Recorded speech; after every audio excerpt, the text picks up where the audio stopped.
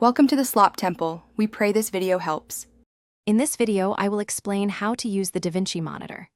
First, ensure your monitor is powered on and connected via a high-quality display cable, such as HDMI 2.0 or DisplayPort 1.4, to your workstation.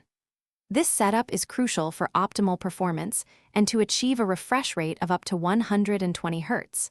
We'll then identify the main interface elements, preparing you to navigate its powerful features effectively. Understanding these initial steps is key to unlocking its full potential. Next, let's navigate the intuitive interface. Access the main menu using the physical buttons or the remote control, typically located on the monitor's front or side. Here, you can adjust critical display settings like brightness, contrast, and color temperature, often measured in Kelvin, for example, 6,500 Kelvin for a neutral white point.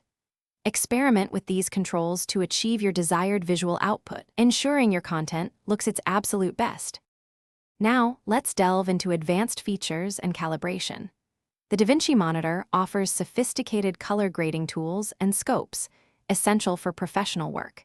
Utilize the built-in calibration options or external calibration devices to achieve precise color accuracy, often targeting a delta E value below 2.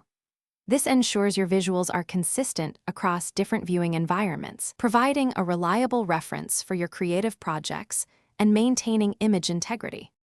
Finally, we'll cover troubleshooting and best practices. If you encounter issues like signal loss, first check all cable connections and ensure your graphics card drivers are up to date. For longevity, keep the screen clean with a soft, lint-free cloth and avoid harsh chemicals. Regular firmware updates, typically released every few months, can also enhance performance and stability, ensuring your monitor remains a reliable tool for years to come. Thanks for watching. Consider subscribing if we helped you.